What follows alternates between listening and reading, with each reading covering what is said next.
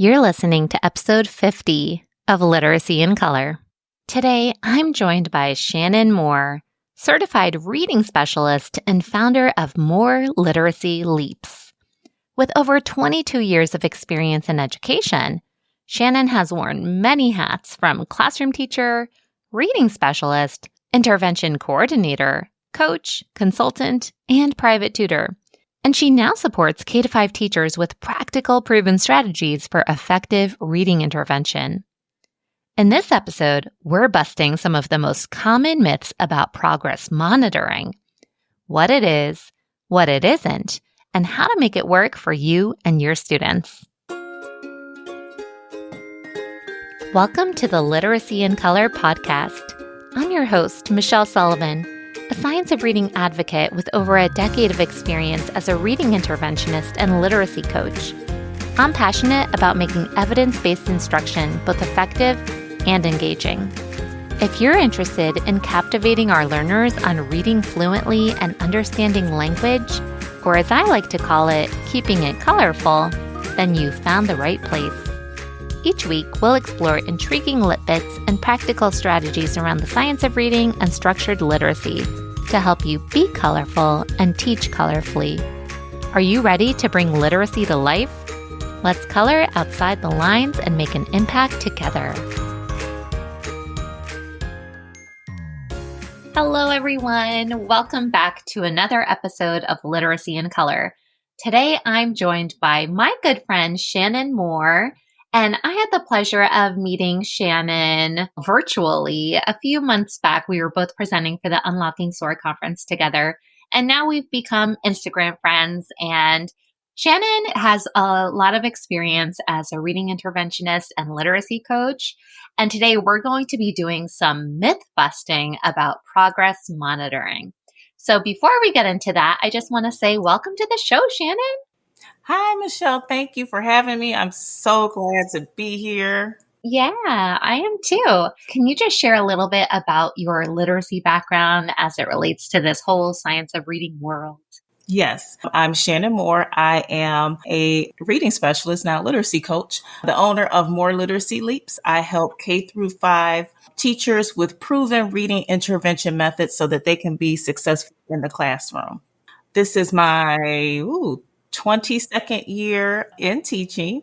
I have held various roles in education. I started out as a classroom teacher. The majority of my classroom work was second, third, and fourth grade.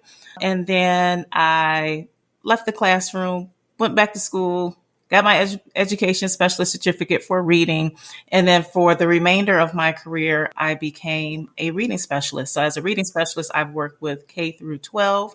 And then fast forward, I got married. I relocated to another state. So I got to teach in another state. And then in that time, it was the pandemic. After the pandemic, my husband unfortunately passed away unexpectedly.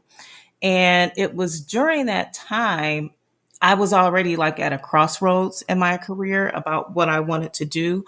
Before I got married and moved to North Carolina, as a reading specialist, I tutored on the side. So when I moved, I didn't have my clientele. So when I moved to another state, I was just about to pick up my tutoring again, and then everything happened. So long story short, moved back home to Michigan, where I am from, and took a hiatus from brick and mortar schools to deal with the passing of my husband. And in that time, I decided to relaunch my tutoring business. And while I was doing that, I was getting phone calls from my teacher friends who were still in brick and mortar schools asking me about reading interventions and phonics instruction and small group instruction. So I'm getting all these phone calls. I'm like, wait a minute.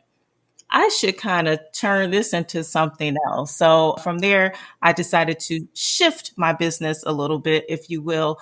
I still tutor. I just keep it locally, but I have decided to turn my business into reading intervention coaching for K-5 teachers. And within that, I help teachers who are either new to reading interventions, any of the intervention frameworks, how you can incorporate that in your classroom, small group instruction, and also making sure you add in the structured literacy and phonics instruction in your classroom. not just only teachers, but reading interventionists and reading specialists. And also within that, I've tapped into another niche of educators whose schools don't even have interventions. I've been getting a lot of DMs from educators who are saying, hey, my school doesn't have this. How can you help me?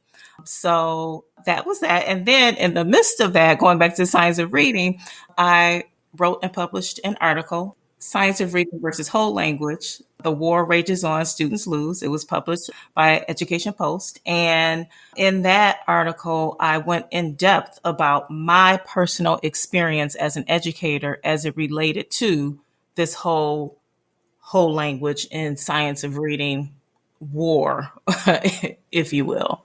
That's a little bit about my background in education and science of reading. What a journey. And Yes. first, I just want to say I'm so sorry for your husband's passing. Yes, and thank you. that must have been, I can't even imagine how difficult to go through. And when you look back in hindsight, it's like everything leads you down a certain road, no matter the circumstances too. And Right. he's smiling at you right now, Right. seeing Yes. all the success you're bringing into your own life and making such an impact in so many other people's lives as well. And I love what you do with this whole intervention coaching. I think that's so needed. There's a lot out there for classroom teachers. And when it comes to reading intervention, it can be a whole different ballgame. So, a lot of interventionists need support in how to get started, how to structure things, who to take, so many big questions to ask. And a big piece of the puzzle is assessment, right? Today we're going to be chatting about progress monitoring. So just so we're all on the same page, maybe we could take a minute and you could just define for us what progress monitoring is exactly and what it isn't. I'm glad we're talking about this because this can be a hot topic and it can be a source of contention for some educators. But I'm just going to give you kind of like the quick and easy definition of progress monitoring. So basically, I'm not going to give you the textbook definition, but progress monitoring is the process in which you monitor your students' progress over a given amount of time. That's it, just to make it simple. And when we think about progress monitoring, so the second part of your question is what it is not. It is not your benchmark assessments, your summative assessments. Your benchmark assessments we give 3 times a year, depending on your school, September, January, and May. Progress monitoring should be done, depending on your school's intervention framework, should be done every 2 to 4 or 6 to 8 weeks in order to help you make data-driven decisions. With progress monitoring, we can use various data points. And a lot of times I think that's where teachers get stuck with that because they think, oh no, I have to use the benchmark assessment, and not necessarily we don't have to. You're not using the same test. Whatever skills you are working on with those students for that predetermined amount of time, you are just assessing those skills. So that's the gist of progress monitoring. Love a good, simple definition. Yes. So we're going to just invert those words, right? Progress monitoring is monitoring your students' progress. And we think about assessment as in these 2 big buckets. And we have our formative assessment informs our teaching. It's going to help us make our decisions on what to instruct and how to adjust our instruction and how to create our lessons and tweak our lessons. And then summative assessment is more so you're seeing the end result and you're really assessing your whole program at the very end and seeing how it did. So progress monitoring, in my opinion, falls into that formative piece, right? Where we're making these database decisions to form our instruction. And then we're keeping track of those decisions and seeing how it does, how the students are working with those skills.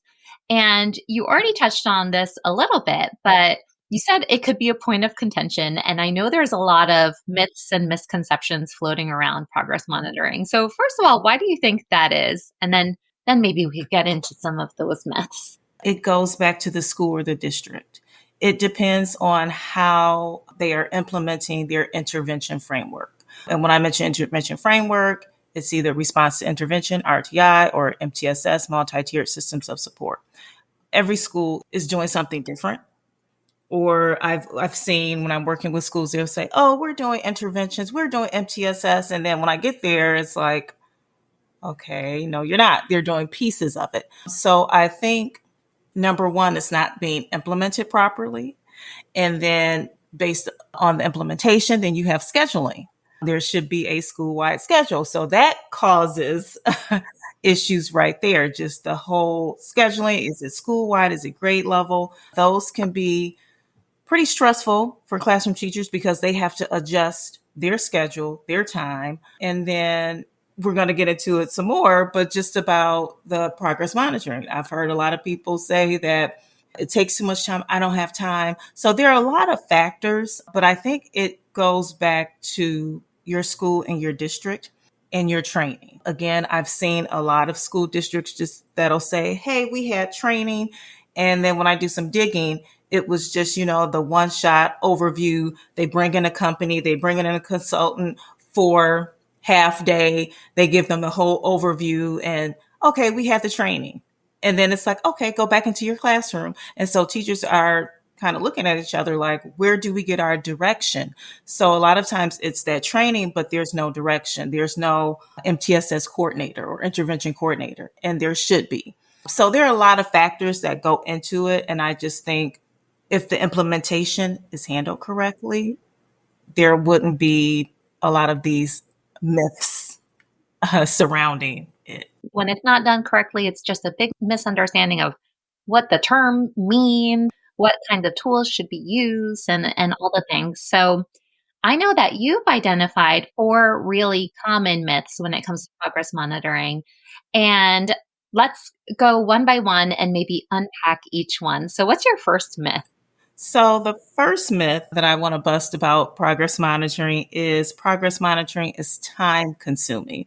I touched on that a little earlier, but that is, I think, the biggest misconception that I hear from teachers. Let me go ahead and bust that myth. Let me give the fact. So with progress monitoring being time consuming, the fact is, yes, progress monitoring does take time, but if you have a plan in place, you can stress less. That's what I tell teachers. Try to set aside time to monitor your students. Say, for example, during your literacy centers or during your small group instruction time. For example, instead of seeing a small group for the week, maybe take 1 week to meet with at least 3 to 5 students per day during that small group instruction time to administer your progress monitoring assessment. Now, this is for school districts that don't have paraprofessionals or teacher assistants to help. Now, if you do have paraprofessionals and teacher assistants and volunteers or whoever to help that are trained and skilled on these interventions and progress monitoring, then by all means, have that assistant help. If they are scheduled or assigned to your room, you can say, "Hey, instead of pulling a group today, can you work on progress monitoring these students, your groups today?" When I was a reading specialist, I know that's something that I would do when I work with certain teachers and I had my caseload and I knew we were coming up on progress monitoring time. I would tell the classroom teacher, I would say, "You know what? Don't worry about progress monitoring these 10 students. These are students are on my caseload. I'll go ahead and progress monitor them so that can take a load off of the teacher." So if you have that support, by all means, use it. That will help you. And keep in mind when you progress monitor, the assessments should be more of a quick check versus a full summative assessment, which we talked about earlier. So you want to select data points that will help you streamline your process and target your intervention. So it can be great with the right tools and techniques. Progress monitoring can be efficient and insightful. Yeah, that's so helpful. And I think the quick check aspect is really important to make note of because if you feel like you have to give this half-hour assessment to every single kid in your class, that's so daunting. And really, that takes away from instructional time too. So we just want these quick little, sometimes they're really informal check-ins based on the skills that you're working on to make sure that they're making progress in those skills. So what would you say back to a teacher who maybe just feels like they don't have the time to progress monitor consistently? What advice do you have for them? So, and I hear that a lot. I would say again, try to carve out time to progress monitor. And again, if you are running small groups in your classroom, instead of seeing those small groups for that day, just go ahead and pull a couple students and progress monitor them then. This may sound old school, but build it in, if we're still doing lesson plans, build it into your lesson plan just to kind of give yourself ownership and maybe kind of say, okay, I'm going to do this. I planned for this. Again, let me take a couple days to get this done. So I would just say make sure you carve out time for yourself and to do it as well. That carve out is so important because we can get lost in our lesson plan. Just like keep plugging away with our lessons, and the train is on the track, but we got to check in to make sure it's going in the right direction. Yes, that's because that's the most important. You know, we need to make sure our interventions are working. We need to use that data to drive the instruction. So if you're working on a skill, you started in October and, I'll just wait until January. That's too late. You need to see where you need to adjust your instruction. So yes, that is very important. Just if you can, just carve out time. And again, if you have that support built in, by all means, please ask your support because that's what they're there for, to jump in and help. Yeah, definitely. All right, let's get into myth number 2. Myth number 2 is progress monitoring is only administered by the district. The fact is, this one is a little tricky one. Yes, some districts hire interventionists to specifically handle interventions and monitor student performance. However, teachers, you must progress monitor your own students. This can be a touchy topic, but it needs to be discussed.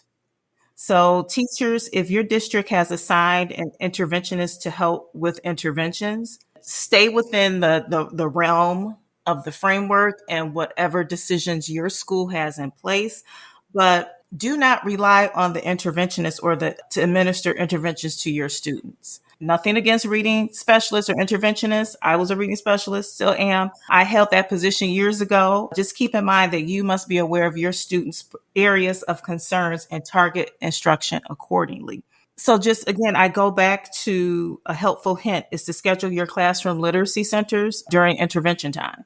And again, it depends. I've seen so many different ways that schools handle this. You can use interventionists during that intervention time. When your students return from working with interventionists, if there's interventionist is coming in and pulling your students out, after they come back from the interventionist, they should go directly to like a literacy center or independently review their deficit skill or work with you in a small group on targeted skills and standards for a double dose of intervention. And just remember, please keep this in mind. At the end of the year, those end of the year assessments are attached to your name, not the reading specialist, not the interventionist.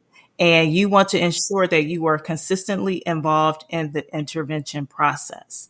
I was talking to a teacher friend not too long ago and was talking to her about one of her students, and he needed intervention support. And the first question I asked, I said, is he receiving interventions? And she said, yes. And I said, okay, so what is the interventionist working on? And she was like, oh, I don't know. The interventionist, she just comes and takes them and, they go in the room for like 20 minutes and, they get on one of those computer intervention programs. I won't say the name, and then he comes back. So she has no idea what the interventionist is doing. And the interventionist in turn has really no clue what the teacher is working on, where she is in her phonics instruction or what have you. So you just need to be aware that districts, a lot of times they'll hire these interventionists and they just look at scores. That's it. They don't take in any teacher input, anything. It's just scores. So, a lot of times I hear teachers complaining, they were like, oh, this person from the district just came in and they really need to take little Johnny instead, but they're taking little Chris over here and he doesn't really need it. And again, they're just looking at that score. And a lot of times we need to move away from looking at those raw scores and look at the whole picture. So I just say that I caution you, just make sure as a classroom teacher, you stay in constant contact with your interventionist just to make sure you all are on the same page. Yeah, I actually had another podcast episode with Dr. Stephanie Stoller all about misconceptions around MTSS. And one of the sentiments that she shared was, by design, we've trained our teachers to feel like they don't have the qualifications to address students who need extra support. Oh, they go to the interventionist. Not even like I don't want to teach them, but I am not equipped to teach them. We need to do better to support our teachers to help all of our students. And my background is as a reading interventionist as well. And I feel like a lot of times we would have conversations, and I want to support my teachers. You have so much on your plates. Like, I want to come and assess your kids for you and this and that. But we would have these conversations like whoever does the assessment is the one who knows the kid.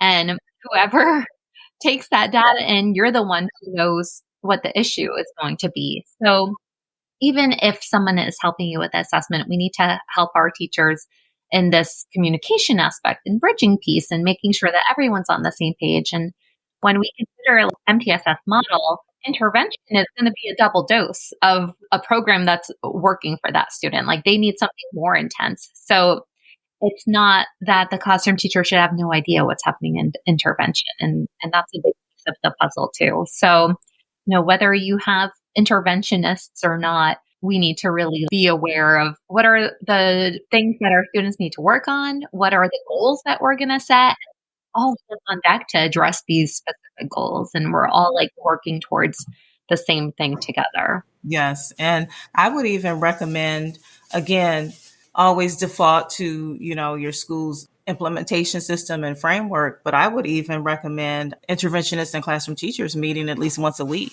Just like I said, just to be on the same page, to say, okay, this is what we're working on. This is what they need help with. Again, because if you're just going by a raw score, it has a lot of implications, and that can be ambiguous, and it'll be helpful if that could happen. So that's one thing that I would strongly recommend. Yeah, definitely. Numbers can only tell you part of the story. And I to even like a ORF score, right? Like oral reading fluency. And they can score a certain number, but you have no idea if that was because of accuracy, if it was because they were repeating themselves a million times, if they have a decoding issue, if they're like slow processing, or there's like so many different pieces to the puzzle. So it's important to have those conversations. We're working with humans, not robots. So, all right, time for myth number 3. So myth number 3, I only need to progress monitor 3 times per year. So this is going back to the beginning of our conversation, and this maybe should have been the first one, first myth. I hear this a lot, but I want to also send you back to your district's intervention framework. So most schools usually progress monitor every 2 to 4 weeks, every 6 to 8 weeks. Progress monitoring will help inform your data and determine if your interventions are working. As a classroom teacher, again, follow your district's plan. I'm going to say that. However, if your school does not implement an intervention framework, you must monitor your students' progress. Again, depending on your schedule, I would say at least once a month. Please do not wait between summative assessments. That is too late. So if your first benchmark assessment is scheduled for September, and then the second one is in December, and then you want to make sure you're progress monitoring at least a month in between those to ensure that your interventions are working. Progress monitoring allows you to adjust your instructional strategies based on real-time student performance. So with your progress monitoring, this is real time. We're in this, you're working with them that week, maybe at the end of, say, Friday, you're giving your assessment. And it is allowing you to give that real-time feedback on their performance. And you're not waiting, again, because, for example, we are in the midst of our end of the year assessments here. And, the end of the year assessments, we don't get those back until the next school year. You may get something back before the end of the year. We might get like a snapshot from the state. But what our state does, they'll give us a snapshot and then they'll embargo all of it, and then you won't get it back until the fall. So let's look at that timeline. So you need to make sure you are handling the progress monitoring on your end. So you don't want to solely focus on those benchmark assessments that occur infrequently throughout the year. It is important to have multiple data points rather than relying on a single assessment or benchmark, because the benchmark assessments, we can go a little deeper. Those are your universal screeners. So that's just giving you a snapshot of what your students need or their deficit skills that they have. And it's not going in depth. Your diagnostic assessments give you that information. So you want to use those as well. So just make sure you're progress monitoring consistently. Yeah. The multiple data points is something that we really have to take into consideration, because a kid can take one assessment and bomb it. And there's so many things to take into consideration. Was it a Monday morning and they were tired?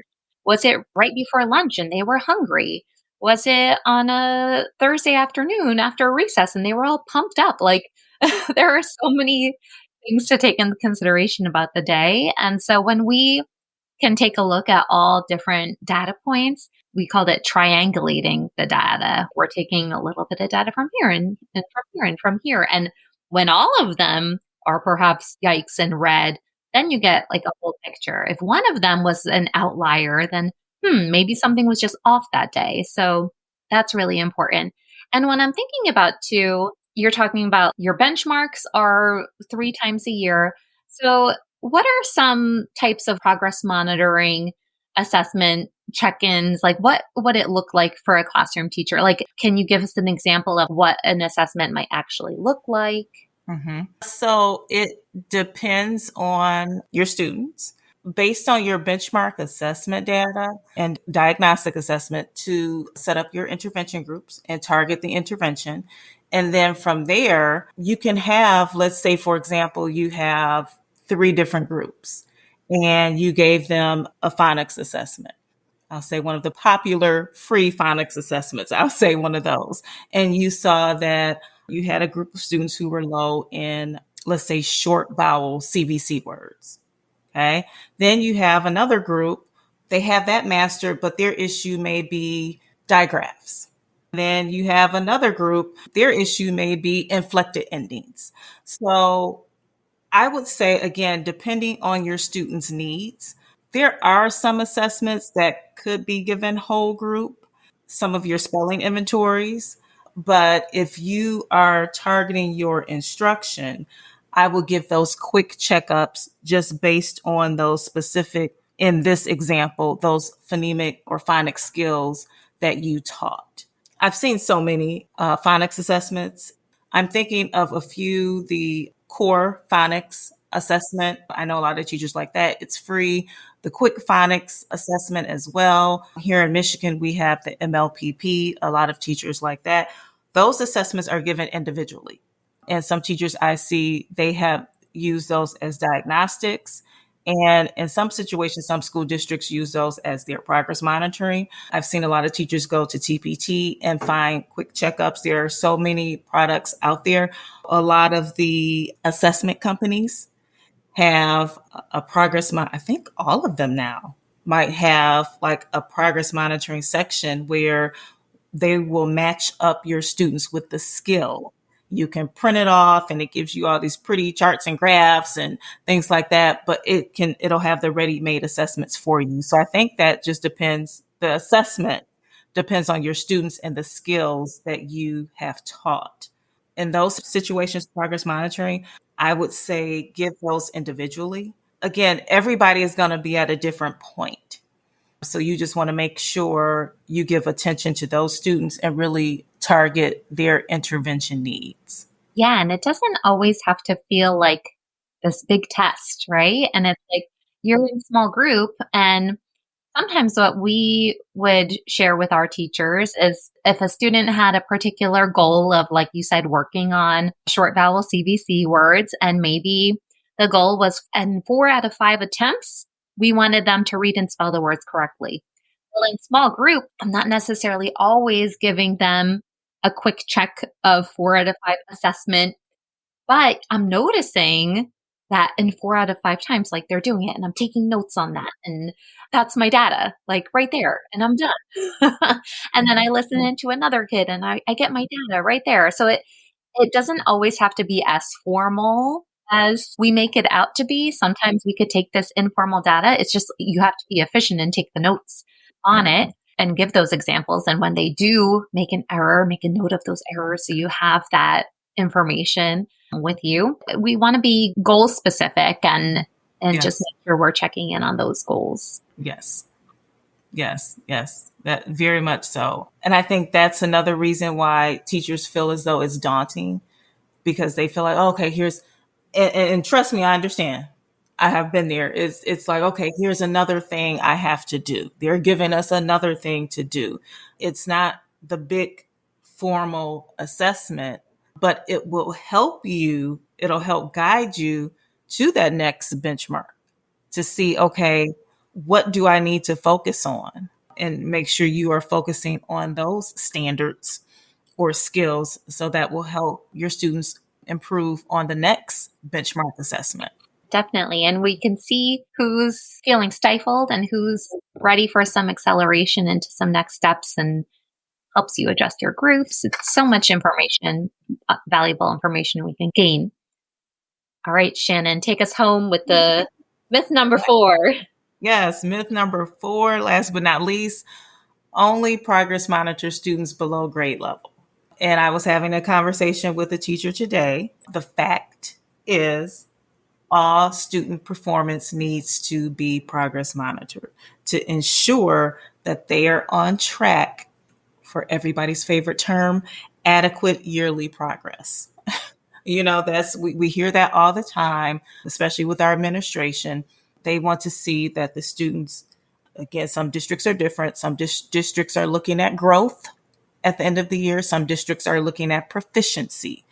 Whatever your district is focusing on, they want to make sure students are on track to that progress. In addition, consistent progress monitoring is your roadmap to creating a plan that truly addresses your students' needs. I know a lot of focus is put on students performing below grade level, but let's not forget about our students who are performing on or above grade level. We want to make sure they continue to stay above their current level and continue to meet with them. A lot of times in small group instruction, and had another conversation with a teacher about this not too long ago. She was spending so much time on her students who are below level. She wasn't spending any time with her students who were above level. And she was having a difficult time planning instructions and activities. Number one, we are in such a assessment-driven educational society. So she was so worried about her students not passing the benchmark assessment. And so she was so focused on that. And she was like, I don't know what to do. And what should I do? They have to be able to take the test. She was so focused on them that high level students and independent students, it was like, oh, they're okay. I know they're okay. But we don't want to forget about them, because those are the students we know who will make gains. And in this test taking society, we know these are the students who will eventually pass the test. And then I've seen school districts, seen this recently, they do the opposite, where the interventionists, they don't even pull or work with the students below grade level. They're taking those bubble students, the ones who they know are right there on the cusp of passing, and they're just working with them. So I've seen two different dynamics where, okay, low students, we're not focusing on them. We're worrying about this test and these scores. Teacher, you deal with them. We're taking these as we know, I got a list of these 20 kids. These are all the kids I'm working with. That's it. Or it's the flip side where it's a lot of onus is put on the teacher. Get the low kids, you need to move them. Let's go. We need to hurry up. We need to move these low students. And then you forget about the other students. So we need to really think about that, having your small group instruction being equitable. And again, all students, you need to progress monitor them. Your students who are like at grade level or above, I would check in on them at least once a month. I know your lower students, they get more of that intensive that I've even seen one school, they'll do it once a week. And again, it just depends on your staffing. Again, make sure you check in with your students who are at grade level or above at least once a month or a couple times a month. That's important. And I'm just thinking about another teacher conversation that came into mind. A teacher friend called me and said, what do I do? I'm spending so much time with my low students. My higher students, I'm not seeing them. They're independent. They can work. So I just told her, I said, just make sure you check in with them at least once a week. Just say if it's not anything formal, just go check with them, kind of float around their group. Hey, check in. Hey, how are you doing? What's going on? What have you noticed? Any problems? What are you struggling with? What questions do you have? So just make sure you just check in with them and still in some way, shape, or form, still progress monitor their performance. Because again, I'm going to say it again, and I'm going to keep saying this. At the end of the year, administration, your name is on that class list. And so they're looking at your entire class roster. They don't care who went to the reading intervention, who stayed there. They are looking at all of your students. So you want to set up systems that will help you stress less, but will also help you have success for your students. That was really helpful. And I think essentially we have to have this sentiment like everyone needs a goal. Everyone should have a goal. It doesn't matter what kind of level of proficiency you're at, and everyone should be working towards something. And they should be aware of their goals and knowing, oh, I'm working on reading CVC words, or I'm working on something more sophisticated. And there's so much power in that goal setting, I think. I love what you said about the growth versus proficiency, because I'm even thinking, a student who is way proficient, advanced proficient in the beginning of the school year, and say they didn't move at all by the end of the school year. Like that should be a red flag. And we want to see the needle moving for all of our students and not just for the ones who have more room for growth, but for all of them so that they continue at the rate that they're going. And yeah, it's really important for all of our students to grow. I love how you said to make sure that you're meeting with all of your students at least once a week. And I guess making your small group schedule can be so tricky because we're like, how do we balance our groups and how do we decide who to see most? And I always like the quote, fair is not always equal. We're going to see some students more frequently than others, but every student deserves our attention and a little bit of that individualized. There's, of course, so much you can do to differentiate during your whole group lessons, but I think there's so much magic in that small group table and being able to truly meet them where they are too. Right. And I do just wanted to touch on what you just said about sharing their goals with them, giving them that ownership. That helps too. I know a lot of teachers will say, oh, I just sit down and we just start working in our group. Just take your students at the beginning of the year. Show them you can do kindergarten. You can show them these are the letters. These are the letters you need to master by this time, even all the way up to secondary. Show your students that target. Share that information with them so that they know, okay, this is what I need to do. This is my goal. We're not hiding anything from them. And a lot of times when you do that, like I said, that gives them ownership. And it's like, oh, I'm at 190. Oh, I need to be at 200. Okay, I can do this, and it sparks that in them that they want to do better than they did before. So that's a great way also to build relationships as an interventionist and reading specialist before you even start working with your students. And at the end of each progress monitoring, share the information with them. I used to share my student scores with them all the time. It wasn't a secret. I would say, this was your score. This is what you did. Let's go over it. We even kind of, with the older kids, I would get more into the item analysis and, oh, it looks like vocabulary. You had, this was, your struggle. What do you think happened here? Students, they'll tell you. they'll have a conversation.